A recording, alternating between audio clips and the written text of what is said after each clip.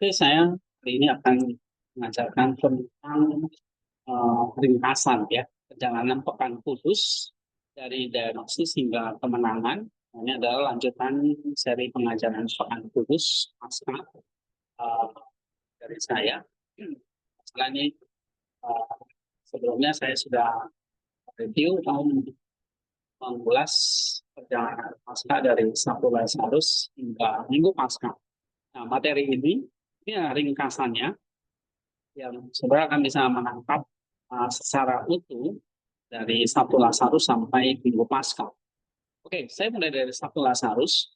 Ini adalah proklamasi kuasa atas kematian kodrati manusia. Ini yang saya katakan. Perjalanan dimulai dengan sebuah proklamasi dan diagnosis dengan membangkitkan Lazarus yang tubuhnya sudah mulai membusuk. Kristus mendemonstrasikan kuasa ilahi atas kematian fisik. Konsekuensi utama dari kejatuhan. Namun kebangkitan ini bersifat sementara. Lazarus akan mati lagi. Nah, ini adalah sebuah trailer yang spektakuler yang menetapkan identitas Kristus sebagai sang kehidupan. Sekaligus menunjukkan bahwa obat yang lebih radikal diperlukan untuk menyembuhkan para penyakitnya, bukan hanya gejalanya. Yang kedua, Minggu Palem, ini adalah proklamasi raja yang paradoksal. Kristus memasuki Yerusalem sebagai raja, namun menunggangi keledai yang rendah hati. Ini adalah definisi ulang kekuasaan. Kerajaannya bukan tentang penaklukan militer, melainkan pelayanan yang berkorban. Orang banyak menyambutnya dengan harapan pembebasan duniawi, menyingkapkan kebutaan spiritual manusia yang mencari solusi politik untuk masalah ontologis. Bagi Kristus, ini adalah tindakan kedaulatan di mana ia secara bebas dan sukarela berjalan menuju salib, fakta sejatinya.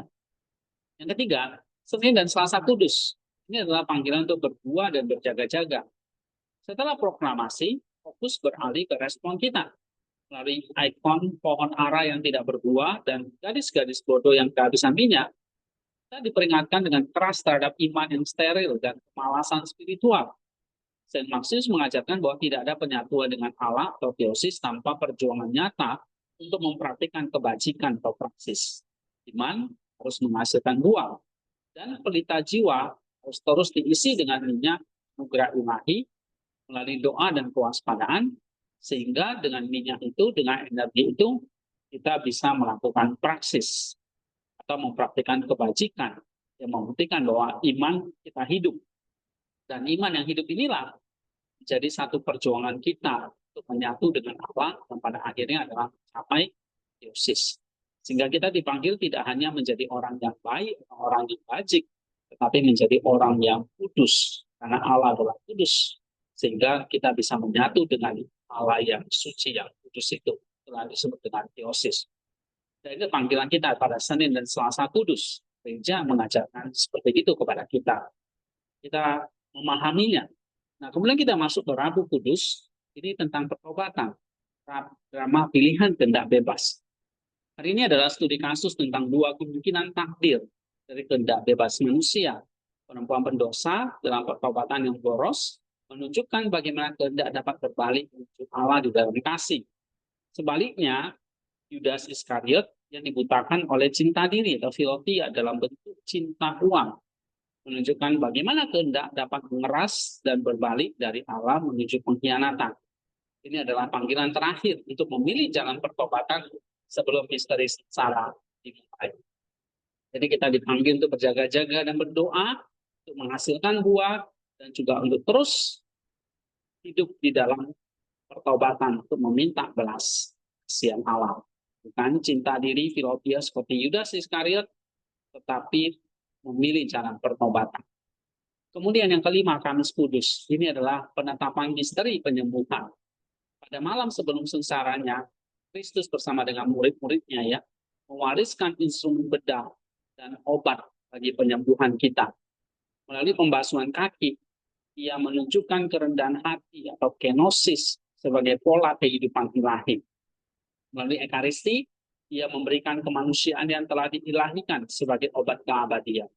Dan di Taman Getsemani, ia secara definitif menyembuhkan kehendak manusia yang memberontak dengan menyelaraskannya secara bebas dan penuh kasih dengan kehendak ilahi, memutar balikan ketidaktaatan Adam jadi sebuah ketaatan yang dikerjakan dengan kenosis dan ketaatan.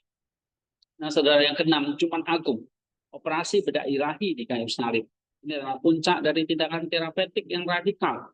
Di kayu salib, Kristus secara sukarela menanggung seluruh konsekuensi dosa, yaitu penderitaan, ketidakadilan, terasingan, dan kematian sebagai puncaknya.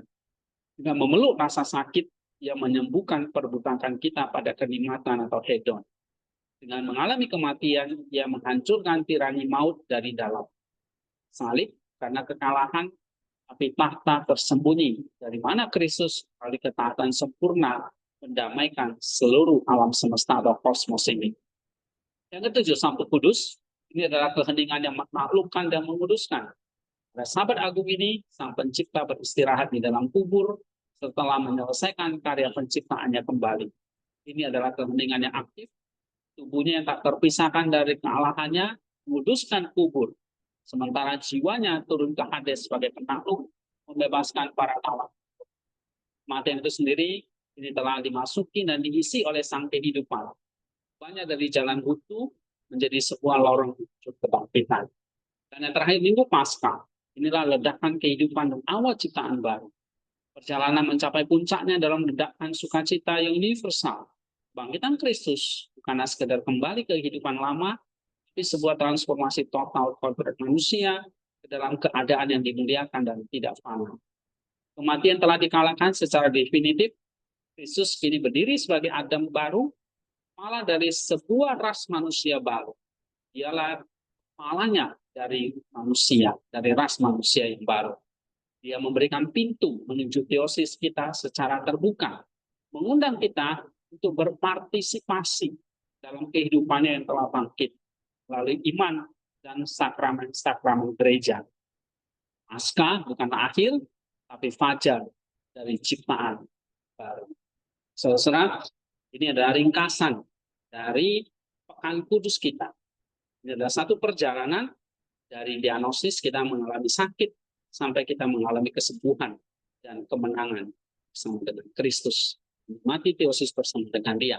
Nah, saudara-saudara, semoga ini mendorong kita untuk melakukan praksis, teoria, dan akhirnya mencapai teologi atau teosis. Saudara, di video berikutnya kita akan mempelajari pemakna teologis dari Jumat Agung, Sabtu Kudus, dan pada akhirnya Minggu Paskah, dan juga tentang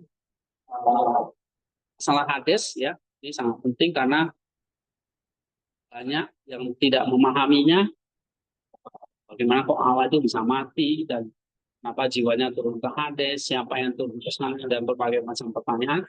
Nanti kita akan jawab di video berikutnya. Terima kasih, Tuhan berkati kita semua.